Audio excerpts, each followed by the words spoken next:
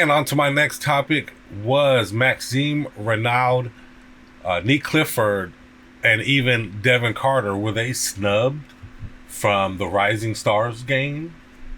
There was a little bit of whispers that Maxime Reynaud might make it, or that he was close to being on one of the teams, but in the end he wasn't there. There was nobody from the Kings anywhere in the All-Star weekend. So the 2026 NBA Rising Stars rosters featured 4 teams drafted by honorary coaches. So these guys were actually drafted by the coaches, which was Carmelo Anthony, Tracy McGrady, Vince Carter, and Austin Rivers, he had G League talent. Rather than include some more Rising Stars first-year, second-year players, they decided to add a G League team, which, to be honest, doesn't really make a whole lot of sense to me.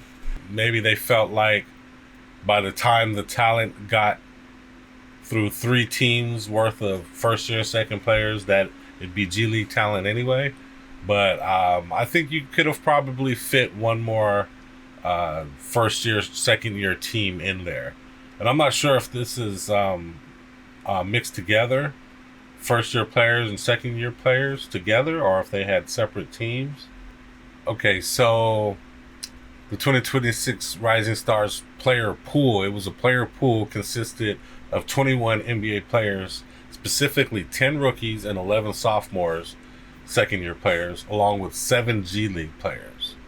The NBA assistant coaches selected the pool of players and sophomores. So NBA assistant coaches selected the pool to choose from. And it was only 21 guys. And the G League players were chosen by the league office. These 28 players were then split into 4 teams of 7 for the mini tournament. Team Melo, Team Mac, and Vince. Those 3 squads were formed through a draft of the 21 rookies and sophomores. So it was a mix. It was a mix of guys. The rookies were Cooper Flagg, who was injured, Con Nupel, VJ Edgecombe, Dylan Harper, Jeremiah Fears, Trey Johnson, Colin Murray Boyles, Igor Demin, Derek Queen, and Cedric Coward. And then the second-year players were Stephen Castle, Reed Shepard, Mattis Buzelis, Donovan Klingon, Keyshawn George, Alex Sarr, who was injured, Khalil Ware, Jason Tyson, Cam Johnson, Jalen Wells, and AJ Mitchell. So some good second-year players in there. So our guys, well, that would have been a Devin Carter. Devin Carter's in his second year, so he would have had to have been picked up, or he would have had to been with that list of guys, which is actually a pretty good list of second-year players now that I'm kind of looking at that list. And then the rookies, the rookies were decent as well. I feel like Maxime Reynaud and Nique Clifford were on about the same level as some of those rookies named.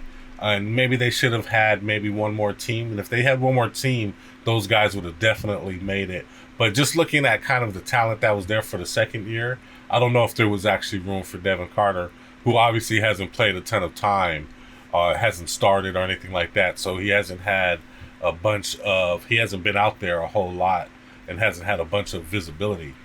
But the rookies, I don't know. I feel like Maxime and Nique could have probably made that squad, I believe, especially if there was another team. If there was one more team, I believe those guys should have definitely made it. The G League team, I don't know if they really should have had a G League team in there. Doesn't really make a whole lot of sense to me playing against these other guys. I'm sure it's just to spotlight the G League guys and give them a little bit of shine. But at the same time, I feel like maybe you should probably be giving that shine to some more of the NBA ready guys that are already playing in the NBA. Some more rookies and some more sophomores. Give them some more. Highlight them some more. Team Melo had Stephen Castle, Reed Shepard, Dylan Harper, Jeremiah Fears, Donovan Klingon, Colin Murray Boyles, and Ace Bailey, who was a placement for Cooper Flagg. That team sounds really good. But in the end, it was Team Vince that won. He had VJ Edgecombe, Matthias Buzelis, Igor Demin, Keyshawn George, Jalen Wells, Derek Queen, and Carter Bryant, who was a replacement for Cedric Coward. And that was the team that actually won. Dylan Harper had 8 points in the championship. VJ Edgecombe was the leader on the Vince team with 6 points. And VJ Edgecombe was named the Rising Stars MVP after scoring a combined 23 points across 2 games.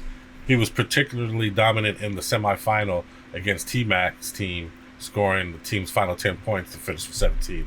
So that was that game. And do I think that Nique Clifford and Maxime Reynaud were snubbed?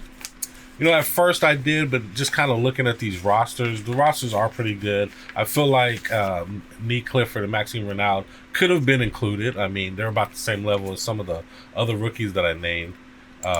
But if they would have had maybe one more team, I think that would have probably been a little bit better. They would have had a little bit better chances of making it, obviously, had they had one more team. So it is what it is.